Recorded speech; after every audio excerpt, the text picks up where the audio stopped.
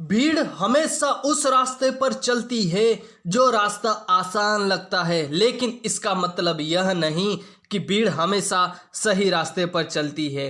अपने रास्ते खुद चुनिए, क्योंकि आपको आपसे बेहतर कोई नहीं जानता है। ठीक है दोस्तों, तो टॉपिक स्टार्ट करते हैं मोटिवेशन के इस पॉइंट के साथ। वर्तमान में राज्यसभा से संबंधित मोस्ट इंपोर्टेंट क्वेश्चनों के साथ राज्यसभा से जितना भी मोस्ट इंपोर्टेंट फैक्ट क्वेश्चन बनते हैं वो सब हमें इस वीडियो में देखने वाले हैं। वीडियो अच्छा लगे तो लाइक, शेयर, सब्सक्राइब और प्रेस द बेल आइकन दबा दीजिएगा, ताकि आने वाली हर वीडियो का नोटिफिकेशन आपको मिलता रहे। क्वेश्चन नंबर फर्स्ट देखिए, आपके सामने स्क्रीन पर है। वर्तमान में राज्यसभा सदस्यों की संख्या कितनी है? तो आपका राइट आंसर क्या होगा दोस्तों? उत्तर जो है इसका राइट आंसर जो है 245 इसका राइट आंसर हो जाएगा। ठीक है, यहाँ पर आपको पहले राइट आंसर बता दिए जाएंगे, फिर आगे चलकर आपको जो है क्वेश्चन और ऑप्शन की तरह, ऑप्शन थ्रू के तरह आपको राइट आंसर वहां से चुनने को मौका मिलेगा। राज्यसभा के लिए प्रत्येक राज्य के प्रतिनिधियों का चुनाव कौन करता है? तो राज्य के लिए जो प्रत्येक राज्य के प्रतिनिधियों का चुनाव जो है विधानसभा के जरिए, पहले विधानसभा में चुनाव होता है, उसी के जरिए आगे प्रोसेस चलती है। ठीक है, तो इन सभी के बारे में हम पूरी जानकारी राज्यसभा से संबंधित जो है हम इस वीडियो में देखेंगे। आपको ध्यानपूर्वक देखना है, वीडियो को बिल्कुल स्किप नहीं करना है, क्योंकि आपको फिर राज्यसभा से यदि कोई क्वेश्चन बनेगा तो आप वहां पर फिर गलत या फिर छोड़ कर आओगे, तो या तो आपको 1 नंबर का लॉस होगा या फिर 1.33 का। ठीक है, तो राज्यसभा के प्रत्येक राज्य के प्रतिनिधित्व का चुनाव कौन करता है? तो विधानसभा के निर्वाचित सदस्य करते हैं। ठीक है, क्वेश्चन नंबर थर्ड यहाँ पर देखिए दोस्तों, राज्यसभा के राज्यों का प्रतिनिधित्व किस पर निर्भर करता है? तो राज्य की संख्या पर निर्भर करता है कि उस राज्य के कितने प्रतिनिधित्व चुने जाएंगे। ठीक है, अगला क्वेश्चन देखिए यहाँ पर, किस राज्य के प्रतिनिधित्व की संख्या सर्वाधिक है? तो उत्तर प्रदेश राज्य के प्रतिनिधित्व की जो संख्या है वो सबसे अधिक है, और कितनी है इन सभी के बारे में हम जो है पूरी चार्ट के रूप में समझेंगे दोस्तों। राज्यसभा सदस्य का कार्यकाल कितना होता है? तो राज्यसभा के कार्यकाल का जो कार्यकाल का रहता है वो रहता है 6 वर्ष का, और जो लोकसभा का रहता है वो रहता है 5 वर्ष का। ठीक है, यहाँ से डाउट भी क्लियर करते रहेंगे। राज्यसभा का सदस्य बनने के लिए न्यूनतम आयु कितनी होनी चाहिए? तो राइट आंसर क्या हो जाएगा? राज्यसभा का सदस्य बनने के लिए 30 वर्ष की आयु होना चाहिए, और 25 वर्ष किस में रहती है? लोकसभा में रहती है। अगला क्वेश्चन देखिए, किस सदन को भंग नहीं किया जा सकता है? राज्यसभा को आप कभी भंग नहीं कर सकते, लेकिन लोकसभा को भंग किया जा सकता है, वो भी राष्ट्रपति के द्वारा प्रधानमंत्री की सलाह पर। यदि आपने लोकसभा का जो पॉइंट है, लोकसभा का जो टॉपिक है उसका वीडियो नहीं देखा है, तो आप एक बार लोकसभा का टॉपिक भी देखिएगा इस टॉपिक के बाद, और प्रधानमंत्री, उपराष्ट्रपति, इन सभी के बारे में आपका टॉपिक बनकर तैयार है, और आपको वीडियो यूट्यूब के जो चैनल है इस पर अवेलेबल है प्लेलिस्ट में, आप जाकर वहाँ पर एक बार जरूर देखिएगा, क्योंकि संविधान से संबंधित हम पूरा टॉपिक जो है पूरे टॉपिक को क्लियर करते हुए चल रहे हैं, और यहाँ से यदि कोई क्वेश्चन बनता है तो वो आपके एग्जाम के दृष्टि से एक भी बाहर नहीं जाएगा। लोकसभा राज्यसभा में गणपूर्ति संख्या क्या है? तो गणपूर्ति संख्या क्या होती है? कुल सदस्य, यानी आपके पास कितने सदस्य? 250 सदस्य है, 245 सदस्य है, 230 सदस्य है, या 200 लगभग इसके आसपास सदस्य है। ठीक है, आप मान लो कुछ भी सदस्य है उसमें। तो लोकसभा और राज्यसभा में गणपूर्ति संख्या का ये अर्थ होता है कि जितने भी सदस्य है, कुल सदस्य संख्या का कितना 1/10 भाग क्या कहलाएगा? गणपूर्ति कोरम कहलाता है। कोरम के बारे में हमने लोकसभा में भी पढ़ा था, लोकसभा के टॉपिक में भी ये बात करी थी। ठीक है, और यहाँ पर भी बात हो गई है। वह कौन सा सदन है जिसका अध्यक्ष उस सदन का सदस्य नहीं होता है? ठीक है, तो राज्यसभा का क्या है? सदस्य उस सदन का अध्यक्ष नहीं होता है। ठीक है, अगला क्वेश्चन देखिए, लोकसभा द्वारा पारित धन विधेयक राज्यसभा को प्राप्त होने के कितने दिन बाद तक लोकसभा को लौटाया जा सकता है? ठीक है, तो लोकसभा द्वारा जो पारित धन विधेयक रहता है वो राज्यसभा को प्राप्त होने के बाद वापिस जो है लोकसभा को 14 दिन के भीतर लौटाना होता है। ना लौटाए तो भी कोई प्रॉब्लम नहीं लोकसभा को, क्योंकि धन विधेयक जो है लोकसभा के थ्रू ही पारित होता है। कुल मिलाकर जो है इसमें यही अंतर है कि लोकसभा और राज्यसभा में केवल लोकसभा के पास एक ऐसा जो है नियम पारित करने का एक कानून है जो धन विधेयक है, बाकी दोनों में कानून जो है समान है, दोनों के पास जो अधिकार है समान है, केवल एक अधिकार है धन पारित करने का अधिकार लोकसभा के पास एक्स्ट्रा है। ठीक है, अगला क्वेश्चन देखिए, राज्यसभा एक स्थायी सदन है, और यहां से एक लोकसभा से और संबंधित मोस्ट इंपोर्टेंट क्वेश्चन समझिएगा दोस्तों। धन विधेयक केवल लोकसभा में पारित होता है। ठीक है, कहां पर होता है? लोकसभा में पारित होता है, लेकिन धन विधेयक राज्यसभा को प्राप्त होने के यदि ये जो है राज्यसभा को भी इसके लिए बोला जाता है, ठीक है। यानी कि विधेयक जो है राज्यसभा को भी सौंपा जाता है, उनका क्या राय है क्या नहीं वो 14 दिन के भीतर उन पर चर्चा करके लोकसभा को वापस देना होता है, ठीक है। ना देगी तो भी लोकसभा का जो है धन विधेयक पारित होना तो होना ही है। राज्यसभा एक स्थायी सदन है, क्यों? क्योंकि यह कभी भंग नहीं होता है, ठीक है। क्यों भंग नहीं होता है? इसके 1/3 सदस्य प्रति 2 वर्ष बाद सेवानिवृत्त हो जाते हैं, ठीक है। इनका कार्यकाल 6 वर्ष तक रहता है, ठीक है। 6 वर्ष तक कार्यकाल रहता है, लेकिन स्टेप बाय स्टेप जो है 6 वर्ष कार्यकाल चलता रहता है, और जिनके 6 वर्ष कार्यकाल पूरे हो जाते हैं वो 2 वर्ष मतलब हर 2 वर्ष में जिनका कार्यकाल पूरा हो जाता है वो जो है सेवानिवृत्त होते जाते हैं। तो ये मोस्ट इंपोर्टेंट जानकारी यहाँ से आपको मिलती है, इसलिए राज्यसभा कभी भी भंग नहीं होती है। राज्यसभा के सदस्यों का जो नामांकित करने का अधिकार किसको है? तो राज्यसभा के सदस्यों को नामांकित करने का अधिकार जो है राष्ट्रपति के पास होता है। अगला क्वेश्चन देखिए, राज्यसभा की प्रथम महिला सचिव कौन बनी थी? तो वी.एस. रमादेवी। वी.एस. रमादेवी राज्यसभा की प्रथम महिला सचिव बनी थी, ठीक है। पुराने से लेकर आज तक के वर्तमान तक के जितना भी मोस्ट इंपोर्टेंट क्वेश्चन है वो हम राज्यसभा से जितना भी बनेगा वो हम इस वीडियो में देखेंगे, ठीक है। तो यहाँ से राज्यसभा की जो प्रथम महिला सचिव है से लेकर वर्तमान तक के जो सचिव है उन सभी के बारे में देखेंगे। तो प्रथम महिला सचिव जो थी वी.एस. रमादेवी थी। कौन थी? वी.एस. रमादेवी। यहां से देखिए दोस्तों, राज्यसभा की पहली बार गठन कब हुआ था? ठीक है, तो 1952 की बात है। 3 अप्रैल 1952 को राज्यसभा के पहली बार गठन किया गया था। राज्यसभा की प्रथम बैठक कब हुई थी? तो 13 मई 1952 को प्रथम बैठक हुई थी, ठीक है। और 3 अप्रैल 1952 को पहला गठन हुआ था। गठन होने के बाद फिर बैठक हुई 13 मई 1952 का। अगला क्वेश्चन देखिए, भारत की स्वीकृति के बिना कोई भी सरकारी खर्चा नहीं किया जा सकता है। संसद जो संसद है, भारत की संसद की स्वीकृति के बिना कोई भी सरकारी खर्चा नहीं किया जा सकता। यदि कोई भी कानून बनता है तो संसद की जो लोकसभा और राज्यसभा और संसद के राष्ट्रपति इन तीनों के द्वारा जो है कानून बनाया जाता है। राज्यसभा के सभापति की अनुपस्थिति में राज्यसभा का संचालन कौन करता है? तो राज्यसभा में जो है उपसभापति भी रहता है और सभापति भी रहते हैं, और इन दोनों की अनुपस्थिति में जो कार्यकाल भी होता है वो भी हम समझेंगे। तो यहाँ पर अभी आपको पता होना चाहिए, राज्यसभा के सभापति की अनुपस्थिति में राज्यसभा का संचालन कौन करता है? तो राइट आंसर हो जाएगा आपका उपसभापति के द्वारा किया जाता है। अगला क्वेश्चन देखिए, राज्यसभा के द्विवार्षिक चुनाव को अधिसूचना कौन जारी करता है? तो राज्यसभा का जो द्विवार्षिक चुनाव है उसका जो अधिसूचना किसके द्वारा जारी होता है? निर्वाचन आयोग के द्वारा जारी किया जाता है। तो राइट आंसर क्या हो जाएगा? निर्वाचन आयोग। अगला क्वेश्चन देखिए, केंद्रीय संसद राष्ट्रहित में राज्य सूची के विषयों पर कानून कब बना सकती है? ठीक है, तो केंद्रीय संसद जो है राष्ट्रहित में जो राज्य में उपस्थित सदस्यों के 2/3 बहुमत पर ही एक कानून या विषय बना सकती है। ठीक है, कितने? राज्यसभा में उपस्थित सदस्यों के 2/3 पर यह कानून बनकर तैयार होगा। अगला क्वेश्चन देखिए, राज्यसभा की 2 बैठक के मध्य समय अंतराल कितना होना चाहिए? तो राज्यसभा की जो है 1 साल में 2 बार या अधिकतम 6 माह की जो है बैठक होनी चाहिए। 6 माह के भीतर जो है बैठक हो जानी चाहिए, इतना समय अंतराल लेना चाहिए, अधिकतम से अधिकतम 6 माह के बीच। किन राज्यों का राज्य में प्रतिनिधित्व नहीं है? ठीक है, राज्यसभा में प्रतिनिधित्व नहीं है तो सभी राज्यों से तो जो चुनकर आते ही है, लेकिन यहाँ पर अंडमान निकोबार केंद्र शासित प्रदेश की बात चल रही है। अंडमान निकोबार, चंडीगढ़, दादर नागर हवेली, लक्षद्वीप और दमन द्वीप, यहाँ से जो है दोस्तों राज्यों का प्रतिनिधित्व नहीं होता है। ये जो 5 है मोस्ट इंपोर्टेंट जानकारी है यहाँ से। और इसके साथ साथ सभी केंद्र शासित प्रदेशों में से 2 केंद्र शासित प्रदेश ऐसे हैं, सॉरी दोस्तों 3 केंद्र शासित प्रदेश हो गए हैं अब। उनमें से 3 केंद्र शासित प्रदेशों से क्या चुनकर आते हैं? राज्यसभा में भी प्रतिनिधित्व जो है चुनकर आते हैं। अगला देखिए, राज्य के प्रति उत्तरदायी कौन नहीं होता है?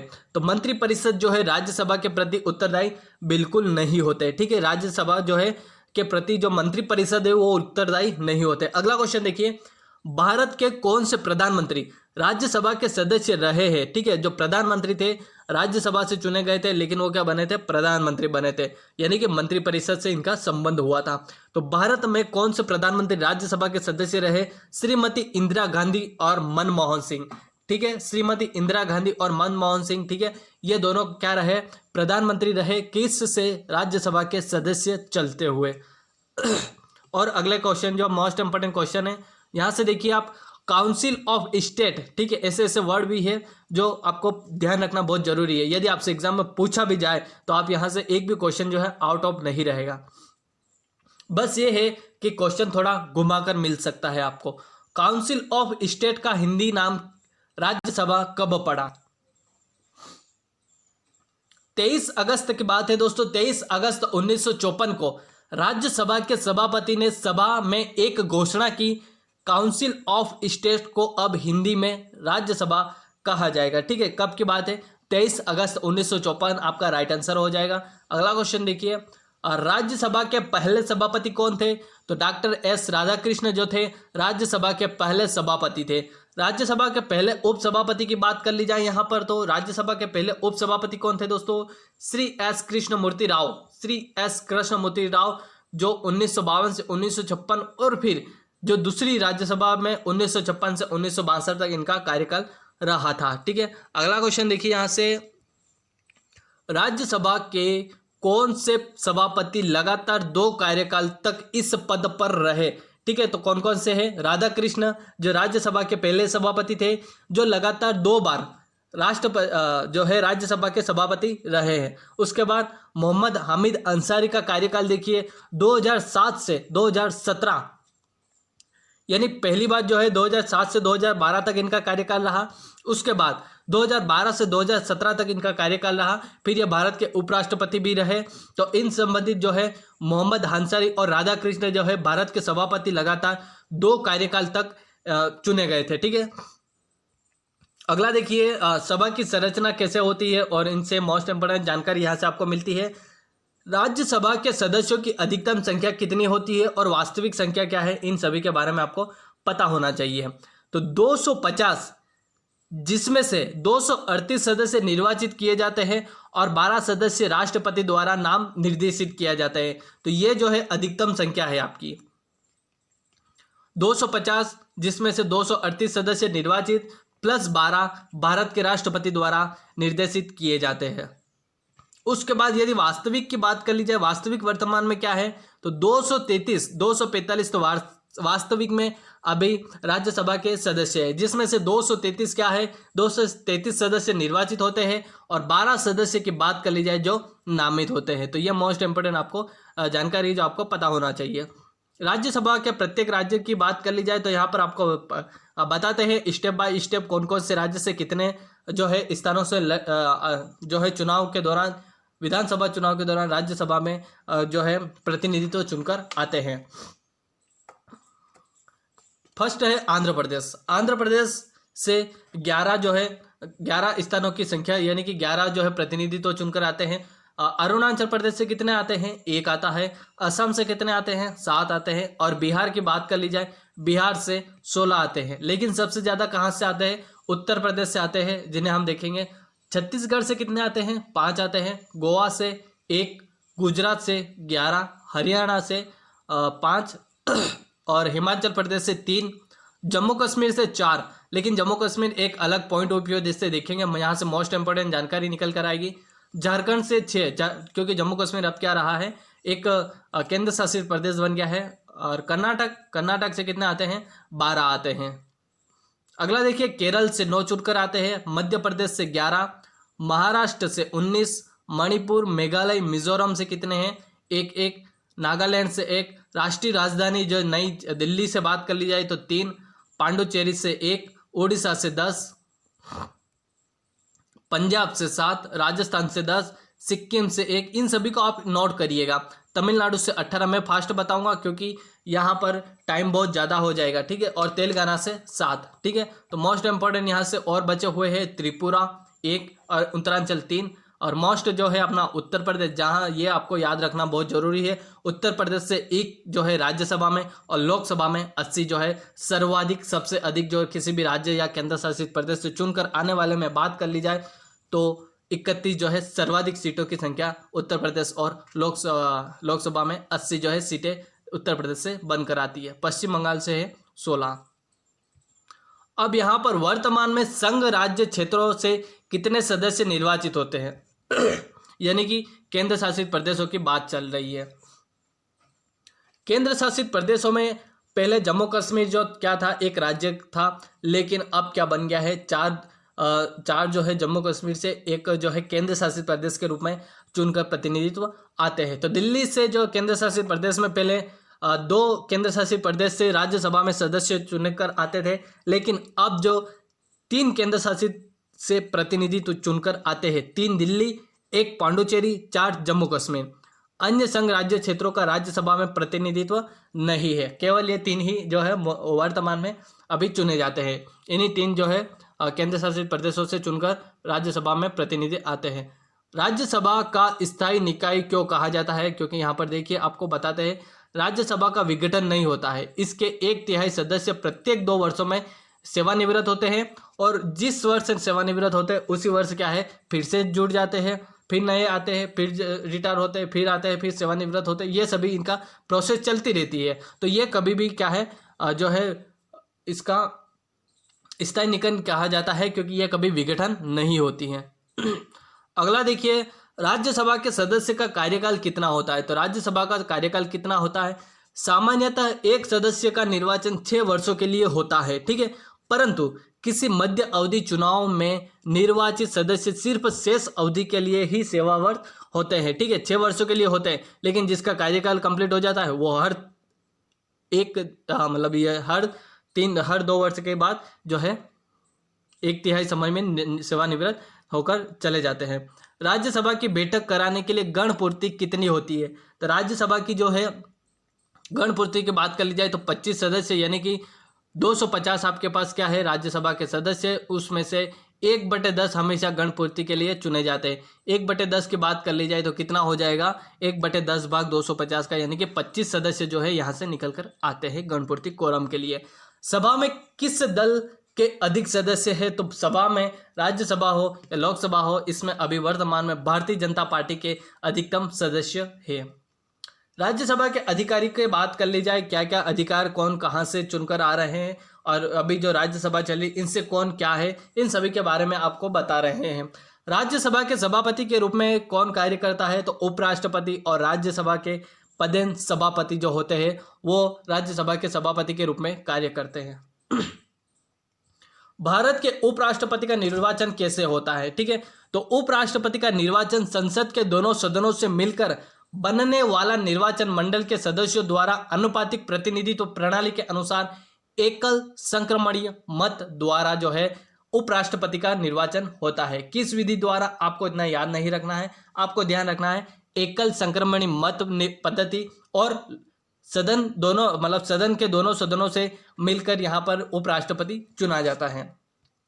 अगला देखिए, भारत के उपराष्ट्रपति का कार्यकाल कितना है? तो भारत के जो उपराष्ट्रपति है उनका कार्यकाल, उपराष्ट्रपति अपने पद ग्रहण की तारीख से 5 वर्ष की अवधि तक पद धारण करते हैं। उपराष्ट्रपति जो रहते हैं अपनी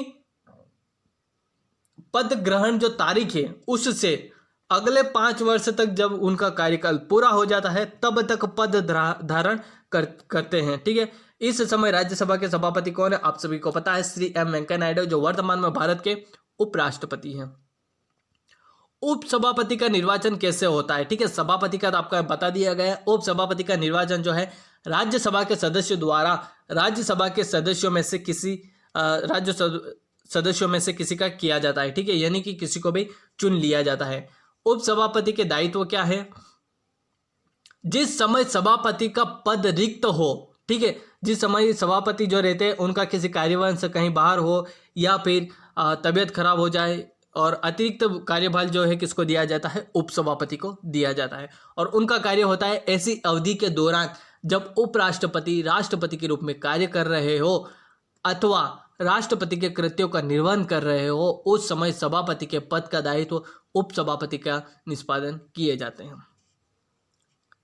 अगला क्वेश्चन देखिए यहां से, इस समय राज्यसभा के उपसभापति कौन है? तो श्री हरिवंश नारायण जो है, श्री हरिवंश नारायण इस समय राज्यसभा के उपसभापति के रूप में हैं। और सभापति की बात कर ली जाए तो श्री एम वेंकैया नायडू।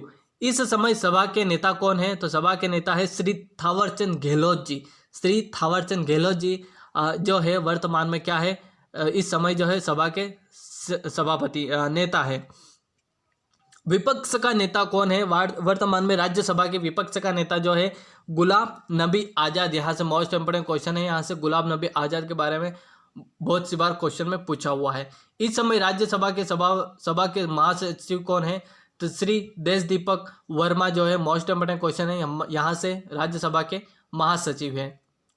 महासचिव की नियुक्ति कैसे की जाती है, यह आपके दिमाग में डाउट चल रहा होगा, तो यहाँ पर आपको हम बताते हैं महासचिव की नियुक्ति राज्यसभा के सभापति द्वारा की जाती है। यानी कि सभापति कौन? उपराष्ट्रपति। और वह संघ सरकार के शीर्षस्थ सिविल सेवक कैबिनेट सचिव के समक्ष होता है। ठीक है, सिविल सेवक जो सदस्य है उसी को कैबिनेट सचिव में महासचिव के रूप में नियुक्त किया जाता है। और महासचिव की भूमिका यानी कि क्या क्या कार्य रहता है? वह पीठासीन अधिकारी को सलाह और विषय राय देते हुए सभा की कार्यवाही के संचालन में उनकी सहायता करता है। ठीक है, पीठासीन यानी कि सभापति और उपसभापति। ठीक है, इन दोनों के अध्यक्ष और उपाध्यक्ष दोनों के जब अधिकारियों को क्या है सलाह और विशेष राय देते हुए अपना कार्य जो है महासचिव के रूप में करते हैं। यहां से देखिए सभा के सदस्य के बारे में और अधिक मोस्ट इंपोर्टेंट जानकारी आपको मिलने वाली है। राज्यसभा के सदस्य का निर्वाचन कैसे होता है? ठीक है, तो सभा के सदस्यों का निर्वाचन कैसे होता है इन सभी के बारे में हम देखेंगे। राज्यसभा के सदस्यों का निर्वाचन राज्यों और संघ राज्य क्षेत्रों के विधानसभा के निर्वाचित सदस्यों द्वारा अनुपातिक प्रतिनिधित्व पद्धति के अनुसार एकल संक्रमणी मत पद्धति द्वारा जो है राज्यसभा के सदस्यों का निर्वाचन होता है। और कहां पर होता है? विधानसभा में होता है। विधानसभा के निर्वाचित सदस्यों के दौरान एकल संक्रमणी मत पद्धति से निकलकर राज्यसभा में प्रतिनिधित्व पहुंचते हैं। राज्यसभा का सदस्य बनने के लिए क्या क्या अपेक्षाएं यानी कि योग्यताएं होनी चाहिए? मोस्ट इंपोर्टेंट क्वेश्चन है, वहां से भारत का नागरिक होना चाहिए, यह सभी पद के लिए लागू होता है। कम से कम 30 वर्ष की आयु होनी चाहिए, यानी कि जो है 30 वर्ष की एज होनी चाहिए। उसके पास ऐसी अर्हता होनी चाहिए जो संसद द्वारा बनाई गई किसी विधि द्वारा विहित की जाए, जो संसद में मान्यता हो उसी के थ्रू उसका कार्यकाल रहेगा। क्या सदस्य को उस राज्य का अधिवासी होना चाहिए जहां से वह राज्यसभा के लिए निर्वाचित होता है? ठीक है, आपके जितने भी डाउट है वो यहाँ पर बिल्कुल क्लियर होंगे। ठीक है, और क्या यहाँ से क्वेश्चन जो बनता है, क्या सदस्य को उस राज्य का अधिवासी होना चाहिए जहां से वह सभा के लिए निर्वाचित होता है? तो ये बिल्कुल नहीं होना चाहिए दोस्तों। यह कतई आवश्यक नहीं है कि वह भारत के किसी भी संसदीय निर्वाचन क्षेत्र का निर्वाचक हो सकता है। ठीक है, वह कहीं से भी लड़कर जो है चुनाव लड़कर आ सकता है। क्या राज्यसभा में नाम निर्दिष्ट किए जाते हैं सदस्य होते हैं? हाँ, होते हैं। किसके द्वारा? राष्ट्रपति के द्वारा। अब यहाँ पर आपको मोस्ट इंपोर्टेंट जानकारी मिलती है। हाँ, भारत के राष्ट्रपति द्वारा ऐसे व्यक्तियों में से 12 व्यक्ति नाम निर्दिष्ट किए जाते हैं जिनके पास साहित्य, विज्ञान, कला, समाज सेवा के विशेष ज्ञान की व्यवहारिकता अनुभव हो। विशेष ज्ञान रहता है जिनके पास, वो उनको राष्ट्रपति द्वारा राज्यसभा में नाम निर्दिष्ट सदस्य के रूप में चुने जाते हैं। अगला देखिए यहाँ पर, क्या राष्ट्रपति उपराष्ट्रपति के निर्वाचन में नाम निर्देशित सदस्य मतदान देते हैं? तो राष्ट्रपति और उपराष्ट्रपति यहाँ से मोस्ट इंपोर्टेंट क्वेश्चन है। ठीक है, डाउट आपका क्लियर होगा, 100% होगा। यहाँ पर क्या होता है, राज्यसभा के नाम निर्देशित जो सदस्य रहते हैं, ठीक है, अब वो सदस्य कौन है यहाँ पर हम आगे देखने वाले हैं। उन सदस्यों को जो है उपराष्ट्रपति के निर्वाचन में मतदान करने का अधिकार है, क्योंकि वो राज्यसभा से सभापति है, उनके निर्वाचन में अधिकार है उनके पास, जो नाम निर्दिष्ट किए जाते हैं राष्ट्रपति के द्वारा। परंतु वे भारत के राष्ट्रपति के निर्वाचन में मतदान करने के हकदार नहीं है। ठीक है, तो यहाँ से इतनी जानकारी आपको मोस्ट इंपोर्टेंट जानकारी मिलती है। भारत की पहली महिला नाम निर्दिष्ट महिला सदस्य कौन थी? तो श्रीमती रुक्मणा देवी अरुणदले जो 1952 से 56 और 56 से 62 तक के लिए कार्यकाल में चुनी गई थी। वर्तमान में 12 सदस्य जो राज्यसभा में चुने गए हैं राष्ट्रपति द्वारा, इन सभी के बारे में आपको देखिए। श्री संभाजी साहू, छत्रपति स्वप्न दास गुप्ता, रंजन गोगोई, श्रीमती रूपा गांगुली, डॉक्टर नरेंद्र जाधव और साथ साथ श्रीमती एमसी मेरी कॉम, सोनेल मानसिंह, रघुनाथ महापात्रा, श्री राम सकल, राकेश सिन्हा, सुरेश गोपी और सुब्रमण्यम स्वामी, इन सभी को क्या है राष्ट्रपति द्वारा चुना गया है। वर्तमान में राज्यसभा के कितने सदस्य मंत्री परिषद में हैं? ठीक है, जो राज्यसभा के कितने सदस्य मंत्री परिषद यानी प्रधानमंत्री की मंत्री परिषद में जुड़े हुए हैं? ठीक है, लोकसभा के साथ श्रीमती निर्मला सीतारमण, श्री रामविलास पासवान, श्री थावरचंद गहलोत, श्री एस जयशंकर, श्री प्रकाश जावड़ेकर, श्री पीयूष गोयल, श्री धर्मेंद्र प्रधान, श्री मुख्तार अब्बास नकवी, श्री हरदीप सिंह पुरी, मनसू एल मांडविया, श्री प्रतोष सिंह रूपाला, श्री रामदास अठावले और श्री वी मुरलीधरन। ठीक है, इन सभी का आपको पता होना चाहिए। ठीक है, ये इतना इंपॉर्टेंट नहीं है लेकिन आपको ये जानकारी होना बहुत जरूरी है। क्या एक मंत्री जो लोकसभा का सदस्य है राज्यसभा की कार्यवाही में भाग ले सकता है? किसी ऐसे मंत्री को जो लोकसभा का सदस्य है राज्यसभा की कार्यवाही में बोलने का और भाग लेने का अधिकार है, परंतु उसे राज्यसभा में मतदान का अधिकार नहीं है। क्या बोलता है? लोकसभा का सदस्य है, राज्यसभा की कार्यवाही में भाग ले सकता है? जी हाँ, ले सकता है। क्या उसे बोलने का अधिकार है? हाँ, बोलने का अधिकार भी है, भाग लेने का अधिकार भी है, लेकिन वह किसी भी मतदान में अधिकार अपना नहीं दे सकता है। ठीक है, बोलने का अधिकार है लेकिन मतदान देने का अधिकार बिल्कुल नहीं है। वर्तमान में राज्यसभा में कितनी महिला सदस्य हैं और उनकी प्रतिशतता के बारे में बताइए। तो 24 महिला जो है राज्यसभा में 24 महिला जो है सदस्य के रूप में है, जिनका प्रतिशत 10.66 बनता है। वर्तमान में राज्यसभा का सबसे युवा सदस्य कौन है? तो राज्यसभा के सबसे युवा सदस्य श्रीमती MC मेरी कॉम। वर्तमान में राज्यसभा के सबसे बुजुर्ग की बात कर ली जाए तो श्री मोतीलाल बोरा जो है सबसे बुजुर्ग सदस्य है राज्यसभा में। अगला क्वेश्चन देखिए, वर्तमान में राज्यसभा में सबसे लंबे समय से सेवारत सदस्य कौन है? तो श्री महेंद्र प्रसाद जो है सबसे लंबे समय से सेवारत सदस्य है। राज्यसभा के वर्तमान सदस्यों में से किनके पास सबसे अधिक जो है विधायी अनुभव है?